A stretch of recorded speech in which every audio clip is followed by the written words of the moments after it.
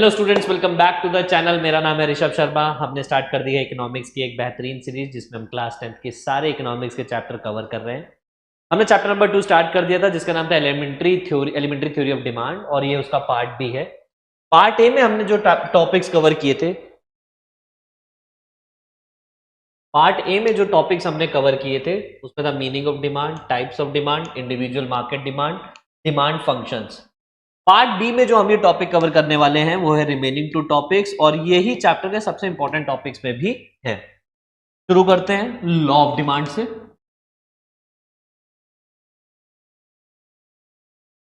Law of demand में क्या है? देखिए, लॉ ऑफ डिमांड जब भी आ जाए तो आपको, या किसी भी इकोनॉमिक्स में किसी भी कॉन्सेप्ट से रिलेटेड कोई भी लॉ आता है तो आपको ये 5 चीजें याद रखनी है।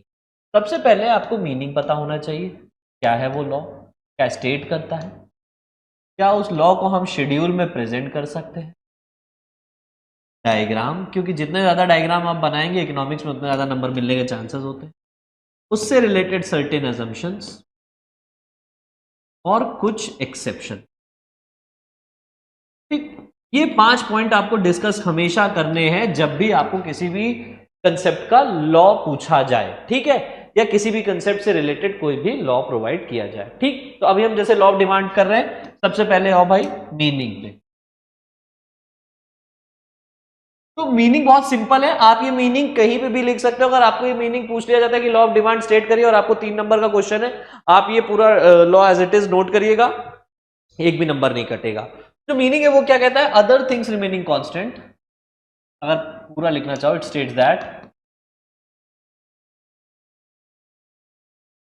Other things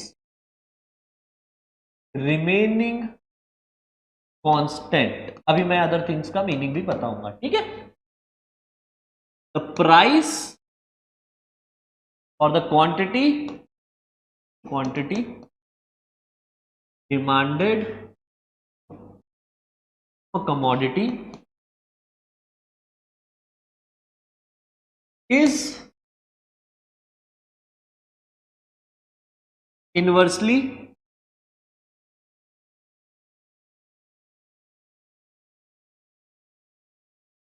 related to its price। अच्छा, inversely related to its price क्या मतलब होता है? As the price commodity increases, its demand decreases। क्या चीज हुई कि जैसे जैसे चीजों के दाम बढ़ते हैं वैसे वैसे उनकी डिमांड मार्केट में कम होती चली जाती है। तो लॉ क्या कहता है?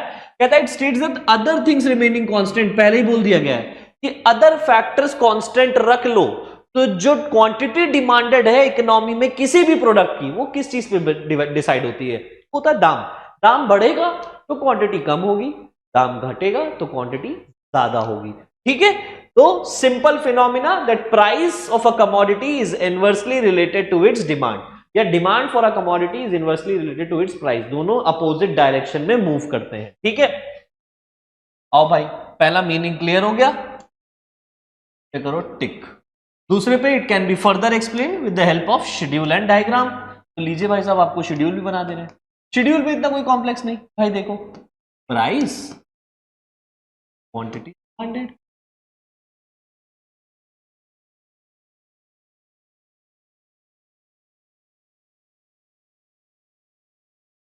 मैंने कहा भाई प्राइस हो रहा है 1 2 3 4 5, क्वांटिटी डिमांडेड हो रही है 5 4 3 2 1। प्राइस बढ़ रहा है, क्वांटिटी डिमांड घट रही है, और इसी का वाइसा वर्सा भी होता है। तो लॉ में ये भी जोड़ लेना, एंड वाइसा, मीनिंग वाइसा वर्सा मीन्स का अपोजिट भी होता है कि अगर प्राइस कम होगा तो क्वांटिटी डिमांड बढ़ेगी। ये फिनोमिना पे पूरा लॉ ऑफ डिमांड बना हुआ है, तब जब सारे फैक्टर्स कांस्टेंट हैं। अब सारे फैक्टर्स कांस्टेंट हैं, अदर थिंग्स रिमेनिंग कांस्टेंट, ये जब हम अजम्पशंस पढ़ेंगे तब बात करेंगे, ठीक है। वापस आओ पीछे। शेड्यूल हो गया। अब बनाएंगे क्या, डायग्राम। हाँ भाई, दूसरा पॉइंट खत्म, डायग्राम, बहुत सिंपल डायग्राम। एक तरफ हमारा प्राइसेस दिए गए हैं, एक तरफ हमारी क्वांटिटी डिमांडेड दी, ठीक है भाई साहब। क्वांटिटी डिमांडेड 1 2 3 4 5, 1 2 3 4 5, ठीक। अब जैसे जैसे प्राइस बढ़ रहे हैं डिमांड कम हो, तो जब प्राइस 1 रुपए था तो डिमांड 5 थी, प्राइस 2 हुआ तो डिमांड 4 हुई, प्राइस 3 हुआ तो डिमांड हुई, प्राइस 4 हुआ तो डिमांड 2 हुई, प्राइस 5 हुआ तो डिमांड रह गई 1, ठीक। डिमांड कर्व कैसा जा रहा है, और कमोडिटी है। अब डिमांड कर्व को देखोगे तो एक चीज समझ में आती है कि अगर एक कंपोनेंट में इंक्रीमेंट हो रहा है तो दूसरे में डिक्रीमेंट, एक वेरिएबल में इंक्रीमेंट है तो दूसरे में डिक्रीमेंट, ठीक है। प्राइस बढ़ रहे हैं तो क्वांटिटी डिमांडेड कम हो रही है, और अगर ऐसे देखोगे कि प्राइस कम हो रहे हैं तो क्वांटिटी डिमांडेड 4 से 5 हो रही है, ऐसे देखिएगा। समझ में आया? तो दोनों एक दूसरे से अपोजिट डायरेक्शन में चलते हैं, प्राइस और quantity demanded are inversely proportional to each other या inversely related to each other, ठीक है। आओ भाई अजम्पशन पे आओ। चौथा पॉइंट हमारा अजम्पशन आता है। तो अगर हम अजम्पशन की डेफिनेशन में ही देख लेते हैं, डेफिनेशन में ही हमसे कह दिया गया है कि we should have to take other factors constant, other things remaining constant या other things being equal। क्या है वो other things? other things remaining constant है जी। मैंने क्या बताया था, हमने पढ़ा था कि मार्केट डिमांड किससे रिलेटेड हो, is functionally dependent upon various factors including price of its own commodity, price of related goods, है ना, income of the consumer, taste and preferences, expectation, population size, income distribution, government policies, etc. So it is saying कि other factors remain constant if we want to apply the law of demand। आपको अगर law of demand apply कराना है तो ये सारे factors को क्या मानना पड़ेगा, कांस्टेंट। कांस्टेंट मतलब क्या हो गया कि there should be no changes in the other factors, सिर्फ और सिर्फ प्राइस का ही लेना देना है क्वांटिटी डिमांडेड से, कि quantity demanded is functionally related to the price of X, बस खत्म कहानी। Quantity demanded of X is functionally related to the price of X. यही फिनोमिना चलता है लॉ ऑफ डिमांड का, ठीक है। आगे बढ़ते हैं। तो क्या कांस्टेंट हुआ कि प्राइस ऑफ रिलेटेड गुड्स में कोई चेंजेस नहीं है, इनकम ऑफ द कंज्यूमर जैसी थी वैसी ही रहेगी, उसके टेस्ट एंड प्रेफरेंसेस में भी कोई चेंजेस नहीं आएगा, ना ही कंज्यूमर कोई एक्सपेक्टेशंस करेगा इससे रिलेटेड कि फ्यूचर में प्राइसेस कम होंगे कि ज्यादा होंगे। इन सारे ही फैक्टर्स में, इनकम डिस्ट्रीब्यूशन, गवर्नमेंट पॉलिसी, कोई चेंज नहीं। सिर्फ और सिर्फ लॉ ऑफ डिमांड तब काम करेगा, यानी क्वांटिटी डिमांडेड में तब चेंज आएगा, इस फैक्टर में तभी चेंज आएगा जब प्राइस में चेंज आएगा। दिस इज अजम्पशन, ये अजम्पशन लेते हैं। अगर हमें लॉ ऑफ डिमांड को अप्लाई कराना है तो ये अजम्पशन मान के चलना होता है। ये हो गया हमारा क्या, बेसिक सिंपल सा अजम्पशन, बहुत आसान सा था। अब आता है एक्सेप्शन। पूरे लॉ ऑफ डिमांड में सबसे इंपॉर्टेंट पार्ट होता है एक्सेप्शन। क्या है ये एक्सेप्शन? एक्सेप्शन मतलब जहां पर लॉ ऑफ डिमांड काम नहीं करता। एक्सेप्शन मतलब where law of demand fails. ऐसा क्या है भाई, यानी आप कहना क्या चाह रहे हैं लॉ ऑफ डिमांड फेल्स? आप क्या कहना चाह रहे हैं कि प्राइस बढ़ रहा है तो क्वांटिटी डिमांड बढ़ रही है, ऐसा? ये तो आपने तो कहा था कि प्राइस और क्वांटिटी डिमांडेड अपोजिट चलते हैं, ये तो दोनों ही सेम डायरेक्शन में है कि प्राइस कम हो रहा है तो क्वांटिटी डिमांडेड भी कम हो जाए। यहां ये सिचुएशन जहां कहीं भी आए उसे हम एक्सेप्शन कहते हैं। अब एक्सेप्शन किन किन सारे फैक्टर्स पे डिपेंड करता है? 3 फैक्टर्स हैं, 3 मेजर फैक्टर। सबसे पहला जो इंपॉर्टेंट फैक्टर है होता है गिवन गुड्स का, दूसरा होता है प्रेस्टीज गुड्स का, तीसरा होता है कंज्यूमर इग्नोरेंस। यही 3 फैक्टर चलते हैं मेजॉरिटी। अब तीनों फैक्टर समझो। सबसे पहले क्या होते हैं Giffen goods. Giffen goods highly inferior goods. Giffen goods को क्या बोलते हैं? Highly inferior goods. They are highly inferior goods. जैसे कि मैंने कहा, ऐसे समझो, शुगर, जैगरी, और उसके बाद जो रेसिड्यू मटेरियल बनता है उसे हम कहते हैं शीरा। अब उसका इंग्लिश मीनिंग मुझे नहीं पता, शीरा क्या होता है इंग्लिश में, शीरा को क्या बोलते हैं। तो शुगर केन से बना sugar, sugar is a normal good. Normal good मतलब इसमें लॉ ऑफ डिमांड चलेगा। जैगरी नॉर्मल गुड, लेकिन शीरा जो रेसिड्यू मटेरियल बनता है, शुगर से आपने गुड़ बनाया, गुड़ से आपने शीरा, जो उसके बाद बच गया आखिरी लेयर जो होती है उसे हम कहते हैं शीरा। अब ये नॉर्मल गुड है और शीरा इंफीरियर गुड है।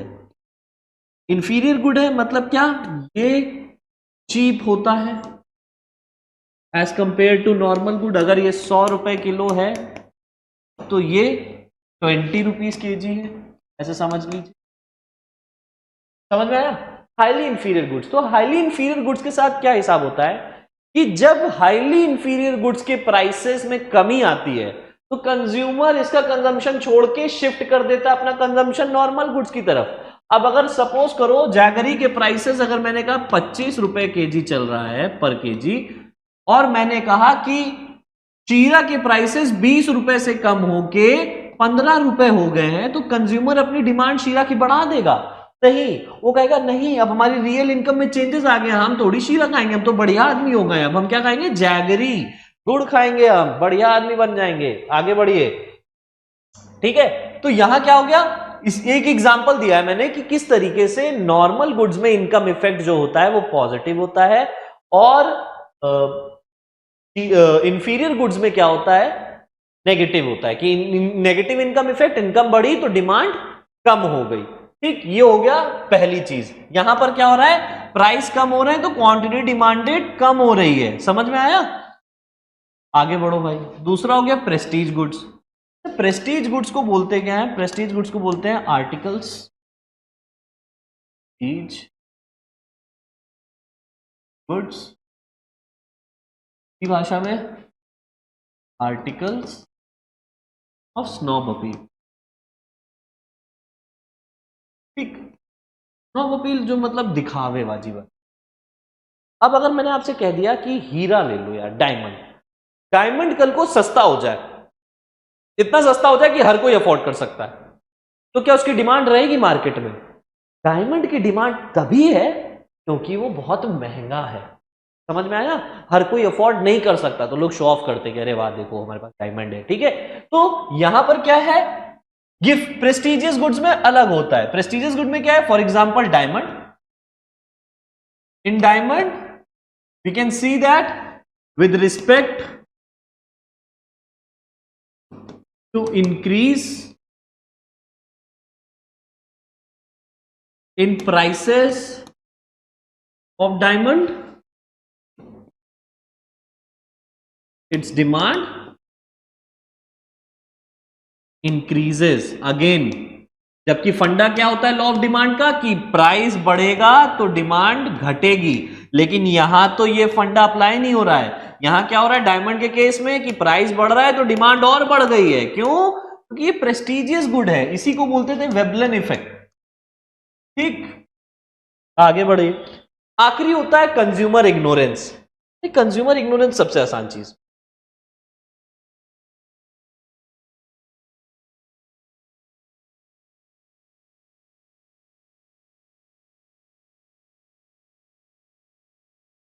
कंज्यूमर इग्नोरेंस कहता है if something is costly that means it has good quality. ठीक है, ये माना जाता है कि अगर प्राइसेस ज्यादा है तो जाहिर सी बात है कि उसमें कुछ ना कुछ चीजें अच्छी तो होंगी और क्वालिटी भी अच्छी होगी। अगर क्वालिटी अच्छी होगी तभी हम कंज्यूम करेंगे। अगर कोई चीज चीपली अवेलेबल हो रही है, आसानी से हर किसी को मिल जा रही है, उसके दाम बहुत कम है, तो कंज्यूमर की एक फिलॉसफी चलती है कि नहीं भाई साहब ये तो क्वालिटी वाइज बहुत गिरा होगा इसीलिए इतना सस्ता है। ठीक है, तो कंज्यूमर इग्नोरेंस रिलेट किससे करती है? यहां पर आ जाते हैं quality issue. If something is costly, it should be having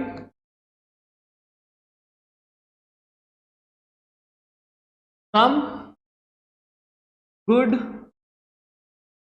quality. Hence, the demand increases in case of increase in its own price. Its own prices and vice versa. ठीक है, ये तीन हो गए हमारे एक्सेप्शन। अगला टॉपिक है हमारा चेंजेस। किस तरीके से लॉ ऑफ डिमांड के थ्रू हमने पढ़ा कि डायरेक्शन क्या होता है, किस तरीके से हम डायरेक्शनल चेंजेस आते हैं, कब डिमांड में चेंज आता है with respect to change in price. Price बढ़ता है, डिमांड कम होती है, प्राइस कम होता है, डिमांड कम होती है, प्राइस कम होता है, डिमांड ज्यादा होती है। अब क्या मूवमेंट होता है और क्या शिफ्ट होता है, ये अगला टॉपिक है। चलो भाई,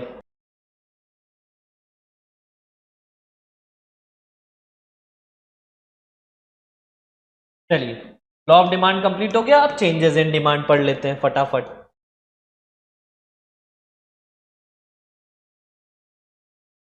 तो चेंजेस जो होते हैं डिमांड में दो तरीके से देखे जाते हैं। एक जो होते हैं वो हमारे होते हैं मूवमेंट, और दूसरे जो होते हैं वो हमारे होते हैं एंड शिफ्ट। इसको हम लोग बोलते हैं change in quantity demand. Change in quantity और shift happens in the direction. Shift directly replace करता है डायरेक्शंस में, जैसे हम कहते हैं चेंज इन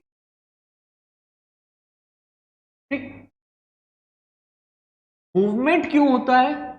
क्वांटिटी डिमांड में चेंजेस क्यों आते हैं? प्राइस की वजह से। तो इसका मेन रीजन क्या है? It happens because of change in price, because of change in its own price. Notes बनाते रहो, ठीक। एंड शिफ्ट क्यों होता है? प्राइस में कोई टेंशन नहीं है, शिफ्ट तब होता है जब अदर फैक्टर्स में चेंजेस आता है, चेंजेस इन अदर फैक्टर्स और अदर डिटर्मिनेंट्स। है जी, आओ भाई आगे बढ़ो। अब मूवमेंट भी दो तरीके का होता है ना, अपवर्ड एंड, या फिर अपवर्ड डाउनवर्ड का हटाओ, सिंपली ऐसे लिख लो, एक्सटेंशन और कॉन्ट्रैक्शन।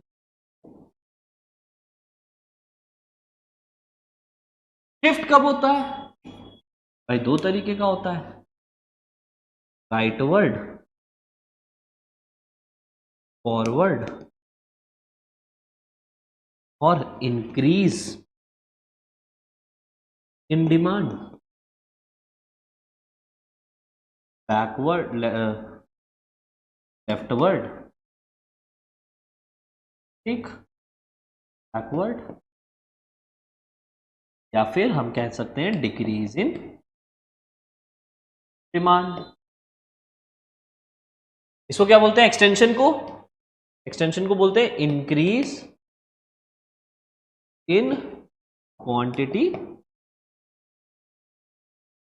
कॉन्ट्रैक्शन मतलब कॉन्ट्रैक्ट होना, कम होना, इसको क्या बोलते हैं? इंक्रीज इन, सॉरी, डिक्रीज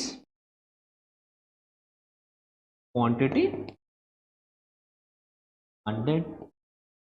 आगे बढ़ो, है ना। ये हो गया हमारा एक छोटा सा फ्लो चार्ट, जरा सा ये फ्लो चार्ट का फोटो नोट्स बना लो, फोटो कॉपी कह रहे हैं, कर लो, नोट्स बनाओ, फिर एक एक करके हर एक कंपोनेंट कवर करते हैं, ठीक है। यहां तक हो गया, सब बड़ा कर दे, चलो यहां तक हो गया। अब एक एक करके कवर करते हैं। सबसे पहले पढ़ेंगे एक्सटेंशन और कॉन्ट्रैक्शन, दोनों पैरेलल ही पढ़ेंगे, ठीक है। एक तरफ एक्सटेंशन, दूसरी तरफ कॉन्ट्रैक्शन, है जी। अब एक्सटेंशन क्या होता है भाई? एक्सटेंशन को बोलते हैं इंक्रीज इन क्वांटिटी डिमांडेड, को बोलते हैं डिक्रीज इन क्वांटिटी। भैया एक्सटेंड कब होती? क्वांटिटी डिमांड बढ़ेगी कब? जब चीजों के दाम सस्ते होंगे कि महंगे होंगे? भाई जब सस्ते होंगे तभी लोगों की डिमांड बढ़ेगी। तो यहां पर लो भाई एक शेड्यूल छोटा सा, it happens, movement always happen due to change in own price. तो मैंने कहा भाई एक्सटेंशन हो रहा है, क्वांटिटी डिमांडेड 10 से 5 हो गई और हमारा सॉरी प्राइस 10 से 5 हो गया, क्वांटिटी डिमांडेड बढ़ गई, प्राइस कम हो रहा है, क्वांटिटी डिमांडेड बढ़ रही है, ठीक है भाई। तो भाई अब कॉन्ट्रैक्शन कब होगा? जब उल्टा हो जाए भाई, डिमांड कम कब होगी? जब दाम बढ़ जाए। लो भाई प्राइसेस एंड डिमांड, मैंने कहा प्राइस हो गया 10 से 20, क्वांटिटी डिमांडेड हो गई हमारी 10, कम हो गया भाई। लो यहां क्या हो रहा है? प्राइस बढ़ रहा है तो डिमांड। अब अगर मैं इसी को ग्राफ में एक्सप्लेन करूं, कैसे करोगे भाई? ना देंगे भाई, कितना टाइम लगता है। लो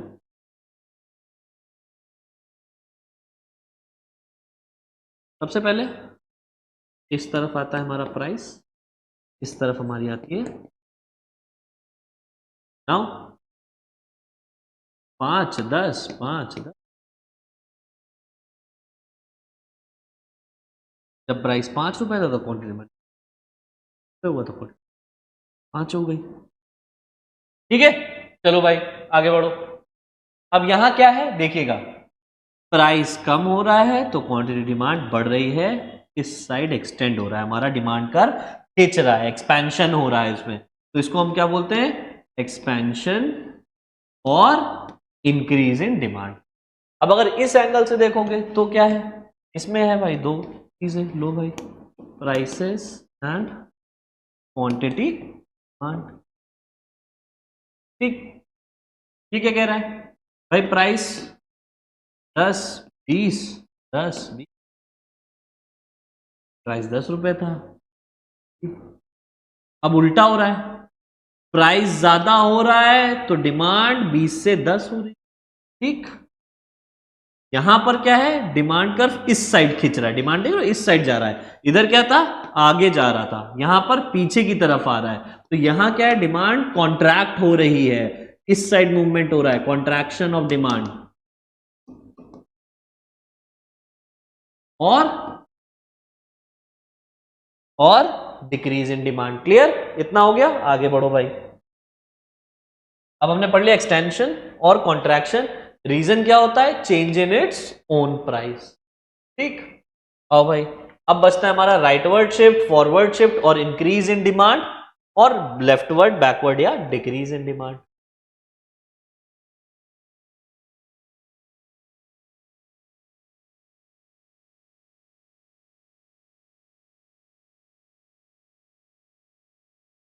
क्या? इंक्रीज इन बैकवर्ड शिफ्ट,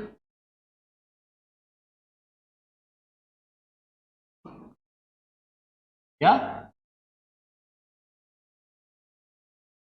इन।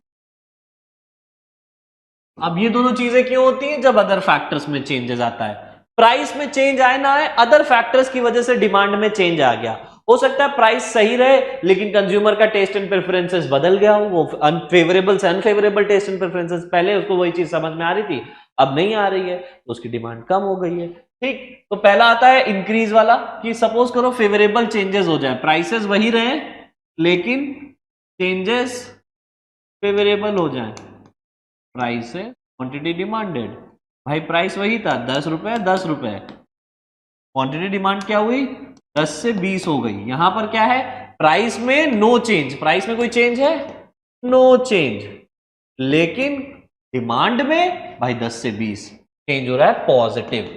ठीक, राइट, बैकवर्ड शिफ्ट में क्या होगा फिर से इसी का ऑपोजिट, प्राइस क्वांटिटी डिमांडेड। ठीक, 10 10,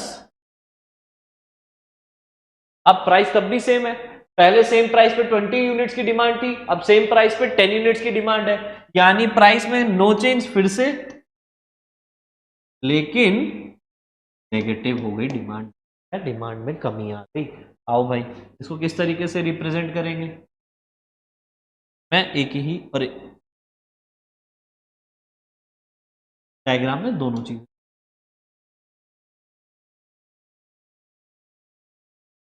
प्राइस हमारा 10 रुपए, ठीक,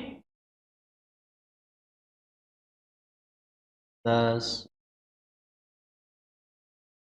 ठीक, ऐसे समझिए ये हो गई मेरी इनिशियल डिमांड, ये हो गया डिमांड का। अब मैंने कहा सेम प्राइस पे डिमांड बढ़ गई 20 से 30 हो गई, मूवमेंट इस शिफ्ट हो गया मेरा डिमांड कर फ्रॉम एक्स टू 1। ठीक, ये क्यों हुआ, इसे बोलते हैं फॉरवर्ड शिफ्ट। और क्यों हुआ, हो सकता है अदर फैक्टर्स में चेंजेस आ गए हो, ठीक है, हो सकता है कि टेस्ट एंड प्रेफरेंसेस फेवरेबल हो गए हो सकता है कि इनकम ऑफ द कंज्यूमर जो थी उसमें चेंजेस आ गए हो, इनकम बढ़ गई हो तो सेम प्राइस पे वो ज्यादा कंज्यूम कर सकता है। ठीक है, अब अगर मैंने कहा फेवरेबल हो, फेवरेबल है तो फॉरवर्ड शिफ्ट है, अनफेवरेबल होंगे तो डिमांड घट के 10 से 20 भी हो सकती है। ठीक है, तो इस केस में क्या है,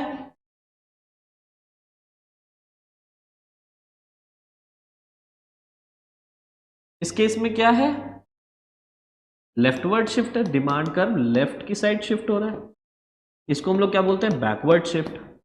यहां चाहे लेफ्टवर्ड हो चाहे फॉरवर्ड शिफ्ट हो, शिफ्ट होने की वजह पैसा नहीं है, प्राइस नहीं है, क्या है वजह, अदर फैक्टर्स, बस यही याद रखना है और हमारे चेंजेस इन डिमांड कर्व खत्म होता है। ये आपका बहुत सिंपल तरीके में था एलिमेंट्री थ्योरी ऑफ डिमांड। इसी तरीके से हम सारे चैप्टर्स की थ्योरी कवर करने वाले हैं, सारे चैप्टर्स कवर करेंगे, आगे और वीडियो आएंगी। Please like share and subscribe, thank you. 1 2 3 ले लेते हैं, नाम रखते हैं क्या, मुन्ना, त्रिपाठी और तीसरा रख लो गुड्डू, 3 लोगों की डिमांड।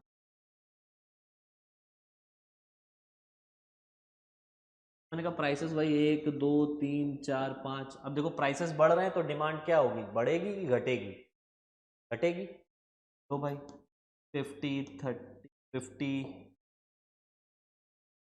40 30 10, ठीक, 20 50 10 5 1, ठीक, 5 4 3 1, इस तरीके से। अब मैंने कहा अलग अलग टाइम पे जब भी देखोगे, चाहे मुन्ना हो चाहे त्रिपाठी हो चाहे गुड्डू हो, प्राइस बढ़ रहा है डिमांड कम हो रही है। मार्केट डिमांड तुम्हें कैसे निकालोगे भाई, मार्केट डिमांड लिख लो, मार्केट डिमांड निकालना, मैंने कहा एक पर्टिकुलर प्राइस पे मार्केट में क्या डिमांड चल रही है, तो जब प्राइस 1 रुपए था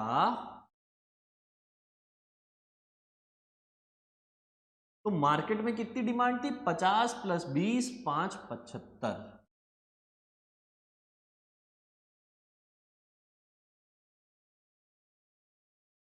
70, ऐड कर दो सबकी मार्केट, ठीक, 50, ठीक, 40 30 प्लस 10 40 प्लस 3 43, ठीक। 20 plus 5 plus 2 equals to 27, 10 plus 1 plus 1 equals to 12। Again same चीज देखोगे, डायरेक्शन वही है, प्राइसेस बढ़ रहा है तो डिमांड में भी गिरावट हो रही है, ठीक है। Prices are increasing so the demand for a particular commodity in the market are decreasing. बहुत सिंपल सा फंडा चल रहा है। लेकिन हम मार्केट डिमांड, जैसे हमने इंडिविजुअल डिमांड को, जैसे अब जिसको, जैसे हमने यहां पर एक पर्टिकुलर एक कंज्यूमर की डिमांड थी तो हमने एक ग्राफ बनाया था। अब यहाँ पर तो मुन्ना, त्रिपाठी, गुड्डू 3 लोग हैं और मार्केट डिमांड है तो तुम्हें मार्केट डिमांड रिफ्लेक्ट करनी पड़ेगी। यहाँ पर कुछ इस तरीके से डायग्राम बनेगा।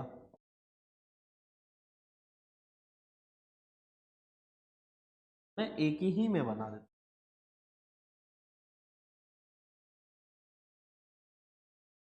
जैसे ये प्राइसेस दिए आपको, कौन, अब चाहे गुड्डू हो, चाहे त्रिपाठी हो, चाहे मुन्ना हो, एक चीज तो क्लियर हो गई है कि दाम बढ़ रहे हैं तो प्राइस बढ़ रहे हैं तो डिमांड कम होगी, यानी दोनों का रिलेशन नेगेटिव है। एक चीज बढ़ रही है, एक चीज घटेगी। ये हम मान लेते हैं सपोज किसका, डिमांड कर्व ऑफ मुन्ना। ये हम मान लेते हैं किसका, डिमांड कर्व ऑफ त्रिपाठी। और हम ये मान लेते हैं डिमांड कर्व ऑफ गुड्डू। चाहे किसी भी लेवल पे देखो, है ना,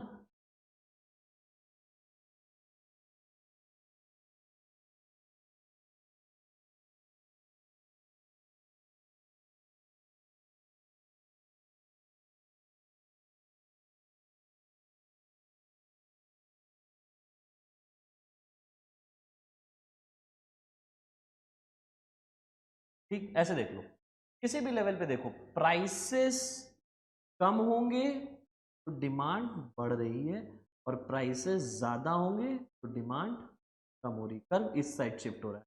आप चाहो तो ये डायग्राम अलग अलग भी बना सकते हो, मैंने एक में बना दिया। अब मैंने कहा मुझे मार्केट डिमांड जाननी है, तो क्या करोगे, तीनों की डिमांड ऐड कर दोगे। ऑब्वियसली अगर तीनों की डिमांड ऐड करोगे तो जो कर्व होगा वो थोड़ा सा स्टीपर होगा, कुछ इस तरीके से हमारा कर्व जाएगा। ये कर्व किसका होगा, मार्केट डिमांड का।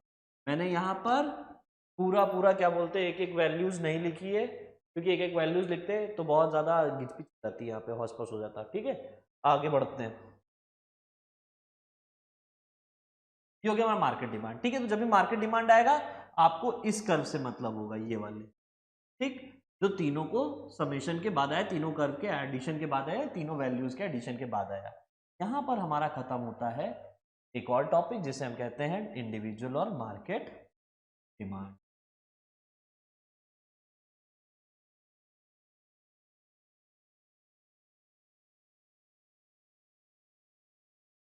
और भाई इसके बाद आते हैं डिमांड फंक्शंस और डिटर्मिनेंट्स ऑफ डिमांड। ये बढ़िया चीज है।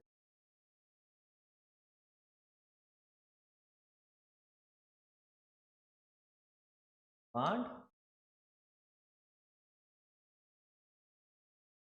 फंक्शन और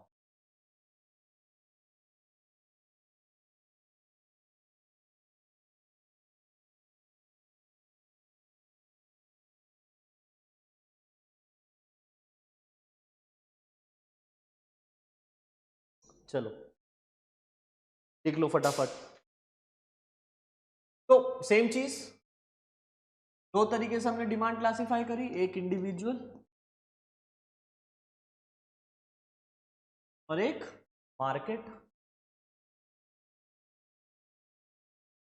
जो डिमांड फंक्शंस की बात कर रहे हैं, डिटर्मिनेंट्स की बात कर रहे हैं, मतलब वो सारे फैक्टर्स जो कंज्यूमर की डिमांड में चेंजेस लाते हैं। जैसे आम नॉर्मल आदमी क्या देखता है, दाम देखता है कि भाई दाम ज्यादा होंगे, प्राइस ज्यादा होंगे, डिमांड कम होगी, प्राइस कम होंगे तो डिमांड ज्यादा होगी। Apart from prices also there are certain factors which do play a significant role in the demand of a consumer. ठीक है, तो दोज फैक्टर्स और the determinants that those particular factors will going to we will going to discuss it over here. ठीक है, समझिएगा। तो individual और market demand में फर्क क्या आता है, बस इतना सा है। देखिए पहले डिमांड फंक्शन लिख लीजिए। Demand for a commodity X is functionally dependent upon the price of X, price of related goods, income of the consumer, taste and preferences of the consumer, expectation. और इसमें क्या होता है, मार्केट डिमांड बात करिए, is functionally related to all the factors including n for population size, income distribution and government policy। तो सारे point मैं पहले लिखता हूं फिर इसको एक्सप्लेन करेंगे। लिख लो फटाफट। Tx क्या है, price of commodity x। Tr क्या है, price of related goods by income of the consumer.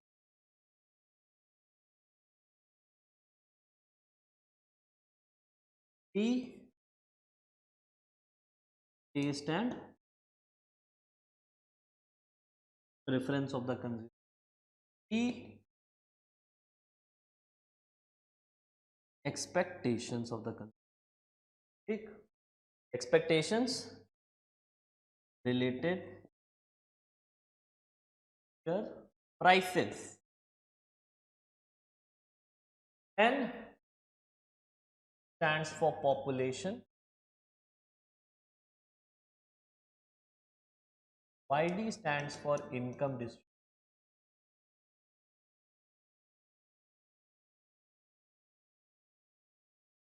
stands for government। अब ये सारे फैक्टर किस तरीके से कंज्यूमर की डिमांड बढ़ाते और घटाते हैं ये समझो। सबसे पहले Px that is price of commodity x। कोई x कमोडिटी है, ठीक है, उससे डिमांड, उसकी प्राइसेस कैसे इंपैक्ट करेंगे। तो तुम्हें पता है कभी भी प्राइसेस बढ़ते हैं तो क्वांटिटी डिमांडेड चाहे वो एक्स हो वाई हो, उसकी प्राइस घटेंगे तो क्वांटिटी डिमांड ज्यादा होगी, बात खत्म। तो प्राइसेस का क्वांटिटी डिमांडेड पे इंपैक्ट है। सबसे पहला फैक्टर जो डिमांड पे इंपैक्ट डालते हैं वो होते हैं उसके दाम। जैसा कि मैंने एग्जांपल दिया कि आईफोन के दाम घटे तो डिमांड बहुत ज्यादा हो गई, दाम बढ़ जाएंगे तो डिमांड कम हो जाएगी। क्लियर। दूसरा है prices of related goods. Related goods दो तरीके के होते हैं बाबू, एक सब्स्टिट्यूट, दूसरा कॉम्प्लीमेंट्री।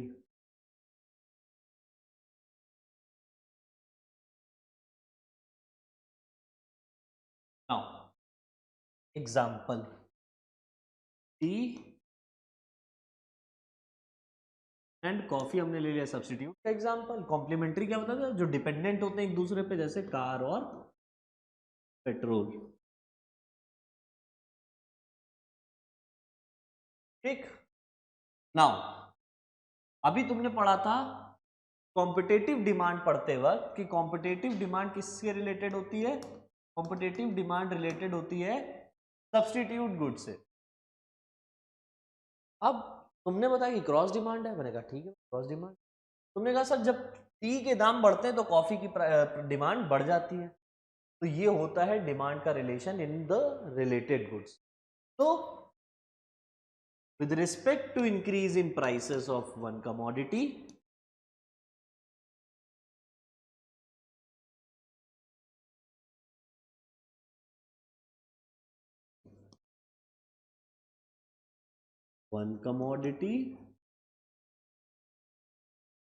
the demand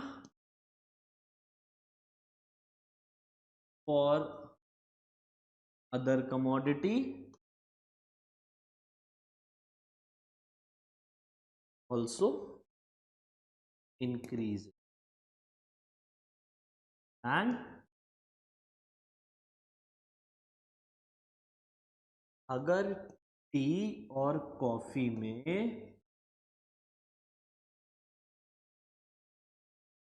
टी के प्राइसेस अगर बढ़ रहे हैं तो क्वांटिटी डिमांड कॉफी की बढ़ जाएगी, और टी के प्राइसेस कम होंगे तो क्वांटिटी डिमांड कॉफी की कम हो जाएगी। सर टी के प्राइसेस कम हो रहे हैं तो कॉफी लोग पीना क्यों छोड़ देंगे? कॉफी लोग इसलिए छोड़ देते हैं क्योंकि अब हम चाय सस्ती हो गई, हम जो सस्ता हो गया वो पियेंगे भाई, हम क्यों कॉफी में पैसा खर्चा करेंगे। ठीक है, तो एक गुड के प्राइस दूसरे गुड की डिमांड पे इंपैक्ट डालते हैं, इसी को हम लोग क्रॉस डिमांड भी कहते हैं। अब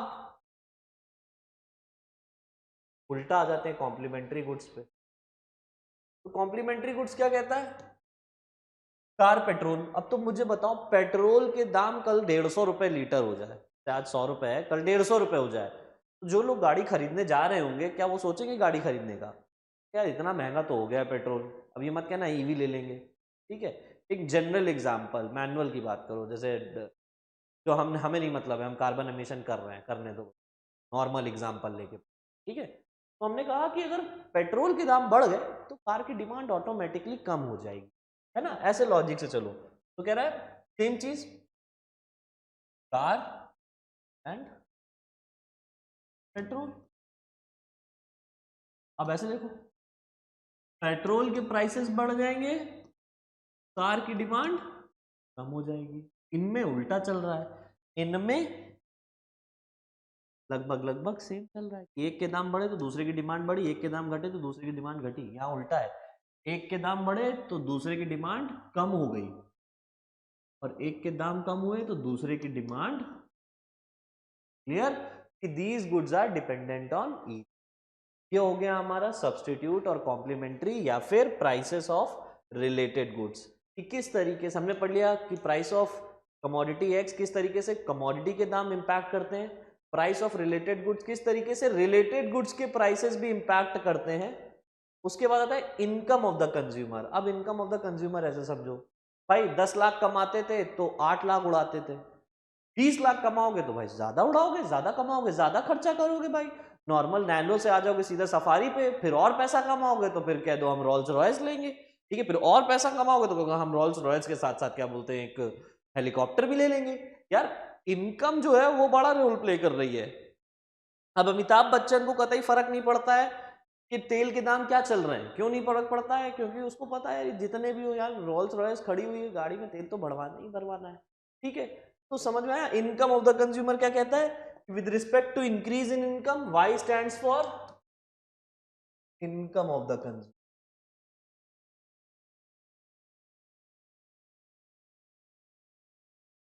इंक्रीज इन इनकम, इनकम बढ़ी, क्वांटिटी डिमांडेड बढ़ी, इनकम कम हुई, क्वांटिटी डिमांडेड कम हुई। मैं बस ये समझाने के लिए ऐसे एरो एरो बना रहा हूं, तुम लोग ये समझ लो, बाकी लिखना तो तुम्हें प्रॉपर फॉर्मेट में ही होगा, प्रॉपर सेंटेंस में ही लिखना होगा। अगर तुम एग्जाम में इस तरीके से करके चले आओगे कि समझने, और टीचर तो तुम्हारा समझ ही जाएगा, नंबर तुम्हें मिल ही जाएंगे, ऐसा कुछ नहीं होगा। ठीक है, ये समझ लो, बस ये मैं तुम्हारे समझने के लिए कर रहा हूँ, टीचर के लिए नहीं। एक बार ये चीज क्लियर हो गई,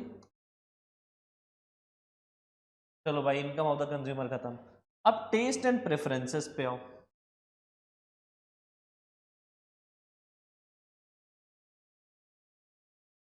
टेस्ट एंड प्रेफरेंसेस, है ना। तो सपोज करो कई फैक्टर्स होते हैं, विंटर्स में तुम्हारा टेस्ट अलग हो जाता है, समर्स में तुम्हारा टेस्ट अलग हो जाता है। भाई विंटर्स की अगर बात करोगे तो तुम वुलन पहनोगे, तब वहां टी शर्ट्स की प्राइसेस क्या होंगे, कम होंगे, और डिमांड तब भी नहीं होगी। ठीक, और समर्स में क्या होता है, वुलन कौन पहनता है, तब तो टी शर्ट्स पहनेंगे, तब उसकी डिमांड बढ़ जाती है। सीजनल फैक्टर्स होते हैं, और ये जो फैक्टर्स होते हैं ये दो तरीके से क्लासीफाई होते हैं। जैसे कि अगर मैंने कहा किसी भी कमोडिटी के लिए, कमोडिटी सपोज करो कुछ भी है, कोई भी कमोडिटी, तो सपोज मोबाइल उठा लिया, कोई तुमने मोबाइल उठा लिया, कोई मार्केट में मोबाइल आया है ना, अगर वो तुम्हें अच्छा लग रहा है, तुम्हारा टेस्ट एंड प्रेफरेंसेस फेवर में है, फेवरेबल है,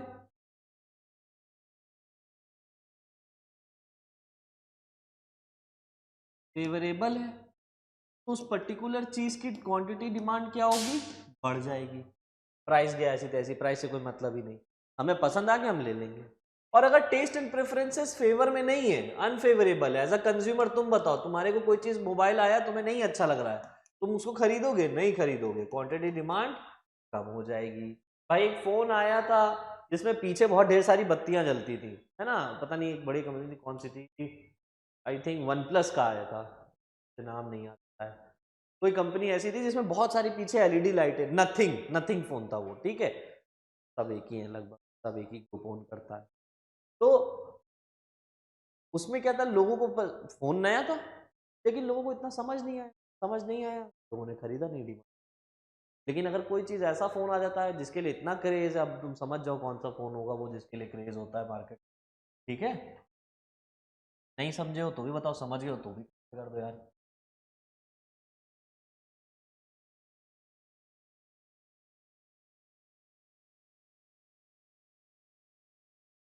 है ना, तो favourable taste and preferences raises the demand, unfavourable taste and preferences decreases the demand. Expectations, आखिरी पॉइंट, स्टैंड्स फॉर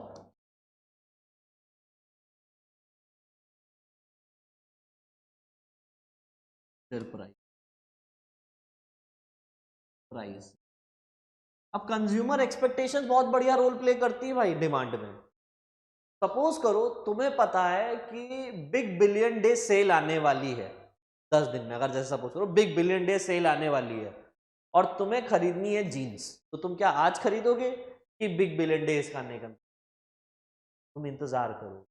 यानी क्यों इंतजार करोगे, क्योंकि तुम्हें भी पता है कि फ्यूचर में प्राइसेस कम हो जाएंगे। तो अगर हमें लग रहा है कि फ्यूचर में प्राइसेस कम हो जाएंगे तो हम अपनी करंट डिमांड कम कर लेंगे। और अगर जैसे सपोज करो कि गवर्नमेंट की न्यूज जब आती है, अक्सर आपने देखा होगा कि आज रात 12 बजे से पेट्रोल के दाम 5 रुपए 10 रुपए बढ़ जाएंगे, इस तरीके की न्यूज आती है अक्सर कि आज रात 12 बजे से या कल सुबह 8 बजे से पेट्रोल के दाम बढ़ जाएंगे। और ऐसा सुनने में आता है कि कल से दाम बढ़ रहे हैं, तो लोग क्या करते हैं, अपनी गाड़ी, रिश्तेदारों की गाड़ी, सबकी गाड़ी लेके पहुंच जाते हैं। कुछ लोग बोतलों में भी भरवाने लगते हैं कि भैया नहीं, आज ही जितना इसमें भरना है भर दो, 10 रुपए 20 रुपए बचेंगे तो। यानी क्या हो गया कि अगर तुम्हें एक्सपेक्टेड है कि फ्यूचर में प्राइसेस कम होंगे तो तुम अपनी करंट डिमांड कम कर लोगे। लेकिन अगर लग रहा है कि आगे चल के दाम बढ़ने वाले हैं तो तुम अभी से सब कुछ जितना ज्यादा चाहे खरीद के रख लो, यही सारी चीजें करोगे, ठीक है। तो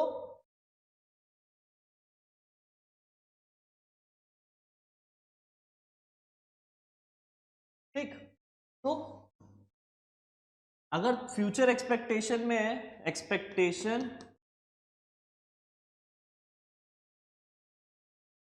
is related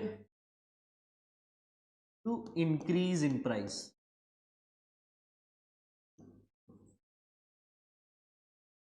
expectation is related to increase in price, तो क्या होगा, there will be increase in demand, ठीक। और अगर ये कह रहा है, एक्सपेक्टेशन है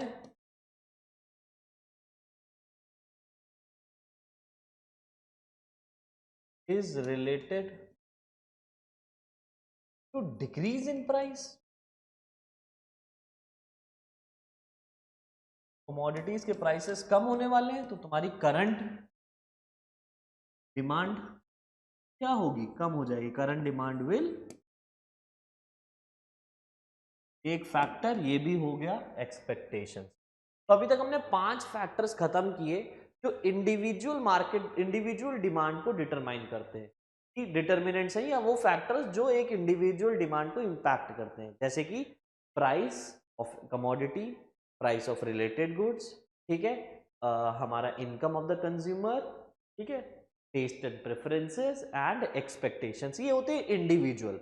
अब अगर मार्केट की बात करते हैं तो मार्केट में ये सारी चीजें तो होती ही होती हैं, तीन और चीजें जुड़ जाती हैं जो हमने कवर की थी। कौन सी थी वो तीन चीजें?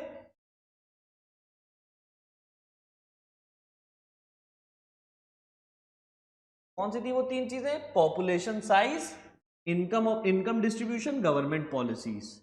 चलो भाई ये भी देख लो। मार्केट डिमांड क्या होती है? Market demand of commodity X is equal to functionally related to price of X, price of related goods, है ना? X we are income of the consumer, expectations, taste and preferences, income distribution, population size and और government policy. तीन चीजें और जुड़ गई और ये तीन चीजें पढ़ लो फटाफट। सबसे पहले पढ़ेंगे हम YD। YD होता है हमारा इनकम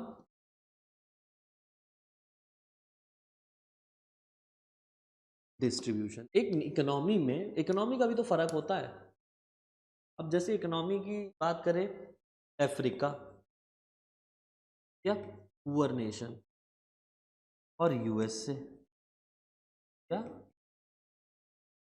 ठीक। अब जब कोई पुअर नेशन की बात करें तो वहां पर किस तरीके की गुड्स की डिमांड होगी? प्राइमरी गुड्स, रोटी कपड़ा और मकान, कि लग्जरी गुड्स, कि आपको बहुत सारा लग्जरियस चीजें मिल जाएं, है ना, गाड़ी घोड़ा घर बंगला, ये सारी चीजें होनी चाहिए, बड़ी बड़ी चीजें, ठीक है। तो यहाँ पर क्या है, Africa as a poor nation है तो वहां पर बेसिक नेसेसिटीज ही नहीं है। तो यहां पर क्या होगा?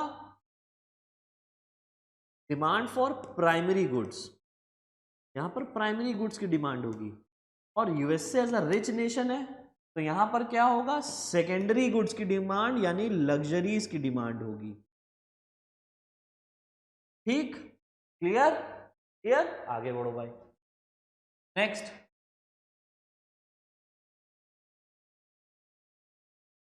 तो इनकम डिस्ट्रीब्यूशन जिनको नहीं समझ में आया वो ऐसे भी समझ लो। इस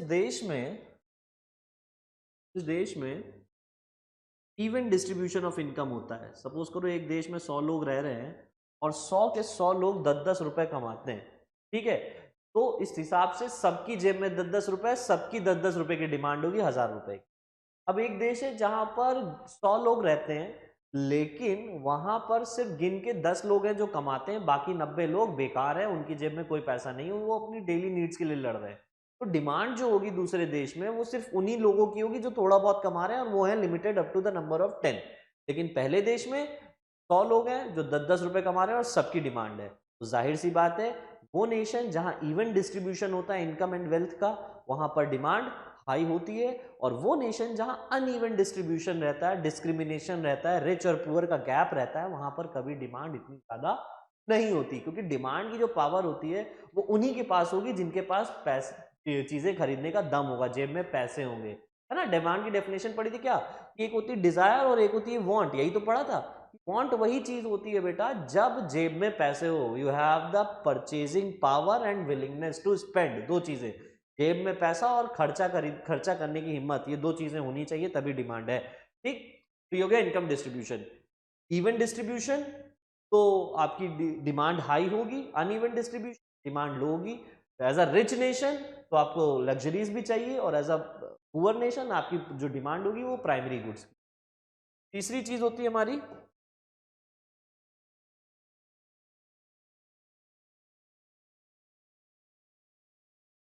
N stands for population size।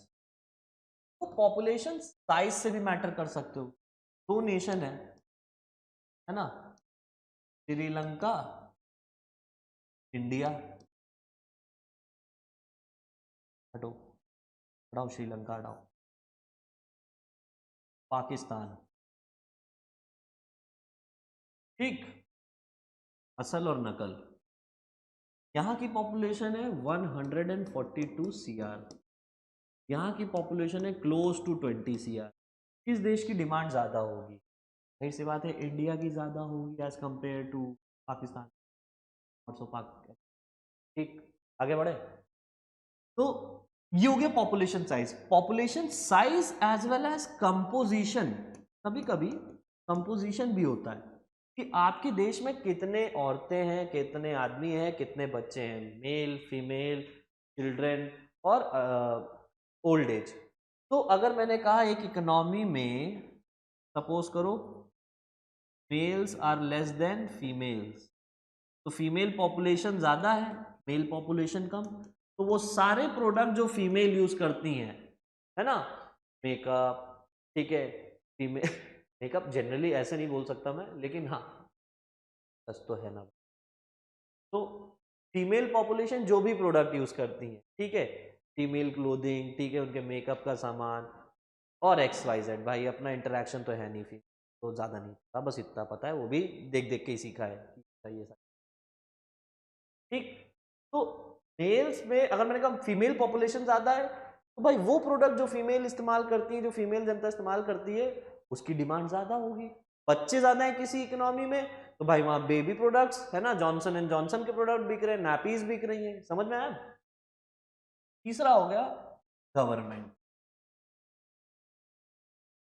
Government किसी गुड्स की डिमांड पे किस तरीके से इम्पैक्ट करती है, देखो फटाफट।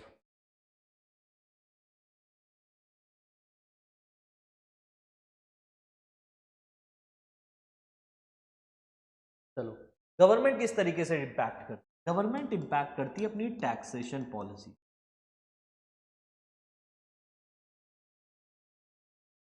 गवर्नमेंट इम्पैक्ट करती है अपनी टैक्सेशन पॉलिसीज। अब सपोज करो कल को आईफोन पे हाई टैक्सेस लगने लग जाए, हाई टैक्स लगेंगे तो उसका प्राइस बढ़ जाएगा, और जब प्राइस बढ़ जाएगा तो उसकी डिमांड कम हो जाए, और कहीं लो टैक्स है, गवर्नमेंट ने टैक्स कम कर दिए तो प्राइस कम हो जाएगा, तो डिमांड बढ़ जाएगी। समझ में आया गवर्नमेंट किस तरीके से इंटरवीन करती है। टैक्सेस बढ़ा दिए तो भाई डिमांड कम, टैक्सेस कम कर दिए तो डिमांड ज़्यादा, टैक्सेस कम कर दिए, सब्सिडीज दे दी तो भाई किसी भी चीज़ को बनाने में दाम नहीं कम लगेगा, कॉस्ट कम हो जाएगी। ये सारी चीज़ें इंपैक्ट करती हैं हमारी डिमांड को। अब यहां तक हमने जो टॉपिक कवर किया है वो है हमारा डिटर्मिनेंट्स ऑफ डिमांड। इस वीडियो में हमने यहां तक के सारे टॉपिक कवर कर लिए हैं। अगली वीडियो में हम कवर करेंगे दो important topic, law of demand और चेंज इन डिमांड, और इसके बिहाइंड रीजंस जो होते हैं वो भी कवर करेंगे। ऐसा है कि इस टॉपिक को कवर करने से पहले ये सारे टॉपिक आपको बहुत अच्छे से याद हो जाने चाहिए, सबका रिवीजन करके रखो, सबके नोट्स बना के रखो। इसके बाद नेक्स्ट वीडियो में ये दोनों टॉपिक कवर करेंगे और इसी तरीके से नोट्स बनाएंगे ताकि हमें दोबारा किताब मिलेंगे नेक्स्ट क्लास में। Thank you.